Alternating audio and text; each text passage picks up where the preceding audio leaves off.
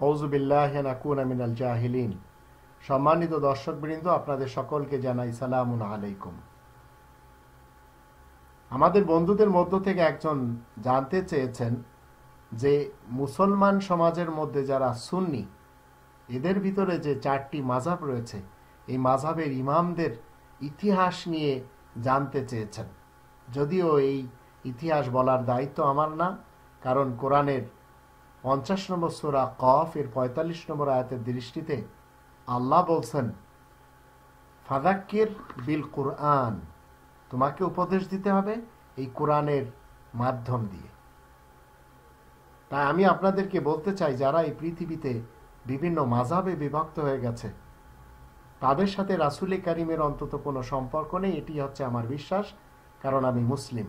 আর এর প্রমাণে কোরআনের 6 নম্বর সূরা আল আনআম এর 159 নম্বর আয়াতে আল্লাহ বলে দিয়েছেন, আপনাকে এবং আমাকে, আমাদের সকলকে কোরআনের 3 নম্বর সূরা আল ইমরান এর 103 নম্বর আয়াতের দৃষ্টিতে বিভেদ নীতিতে, বিভেদের রাজনীতিতে, বিভেদের যত পথ রয়েছে সেই পথে এবং মতে ভেসে যাওয়া উচিত হবে না।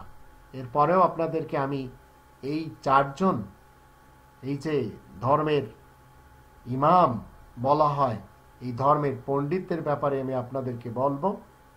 এটা আপনারা শুনে রাখুন, যদিও এগুলি নিয়ে আপনার আমার প্রচার প্রসার করার কোনো দায়িত্ব আল্লাহ দেননি, কারণ 5 নম্বর সূরা আল মাইদা 67 নম্বর আয়াতে আপনার এবং আমার উপরে দায়িত্ব রয়েছে শুধুমাত্র এই কোরআন প্রচার করার। এটি রাসূল কারীমের উপরে ছিল।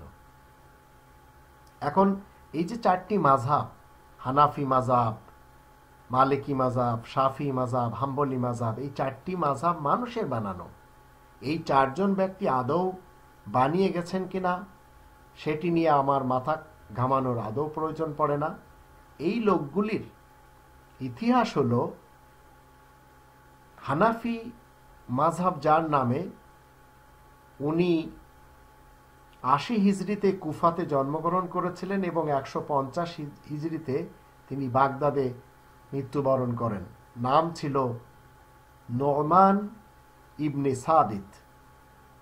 আর সাবিত সাহেব তিনি কাবুল থেকে এসেছিলেন কুফায়। উনি মূলত ছিলেন জারেতুস্তি সমাজের লোক। আর মালিক সাহেবের ব্যাপারে ওনার নাম হলো আবু আবদুল্লাহ মালিক বিন আনাস। 95 হিজরিতে জন্ম মদিনাতে, আর 179 হিজরিতে মদিনাতে মৃত্যুবরণ করেন। এরপরে যদি শাফি সাহেবের ব্যাপারে দেখি, ওনার নাম আছে আবু আবদুল্লাহ মোহাম্মদ বিন ইদ্রিস। 150 হিজরি, যে হিজরিতে এই নোমান ইবনে সাবেতের ইন্তেকাল, ওই হিজরিতে তার জন্ম ফিলিস্তিনে, আর 204 হিজরিতে মিশরে মৃত্যুবরণ করেন। আর হাম্বল সাহেবের ইতিহাস, আবু আবদুল্লাহ আহমদ বিন হাম্বল তার নাম। 168 হিজরিতে তার জন্ম বাগদাদে, আর 241 হিজরিতে এই বাগদাদেই মৃত্যুবরণ করেন। এই হচ্ছে এই 4 জন ব্যক্তিদের ইতিহাস, যাদেরকে সুন্নি সমাজের লোকেরা, সুন্নি মুসলমানের লোকেরা ইমাম হিসেবে জানেন, ইমাম হিসেবে মানেন, এবং 4টি মাযহাবের ভিত্তি এই 4 জনের উপরে তারা রেখেছেন।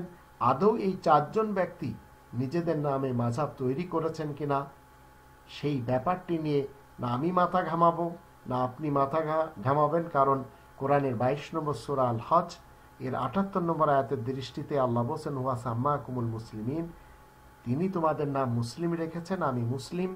আমি এই সব নিয়ে অন্তত মাথা ঘামাবো না, আপনাদেরও মাথা ঘামানো উচিত না, কারণ কিয়ামতের মাঠে এদের ব্যাপারে আপনাকে এবং আমাকে কিছুই জিজ্ঞেস করা হবে না। তাহলে এদের পিছনে আমি কেন পড়ব? 2 নম্বর সূরা আল বাকারার 141 নম্বর আয়াতে আল্লাহ বলে দিয়েছেন, তিলকা উম্মাতুন কদ খালাত লাহা মা কাসাবাত ওয়া লাকুম মা কাসাবতুম ওয়া লা তুসআলুনা আম্মা কানু ইয়ামালুন। তারা ছিল দূর অতীতের একটি দল, তাদের কাজকর্ম তাদের উপরে রয়েছে, আর তোমাদের কাজকর্ম তোমাদের উপরে রয়েছে, আর তাদের কাজকর্ম সম্পর্কে তোমাদের কাছে জিজ্ঞাসা করা হবে না। তাহলে আমি কেন এদের পিছনে সময় নষ্ট করব?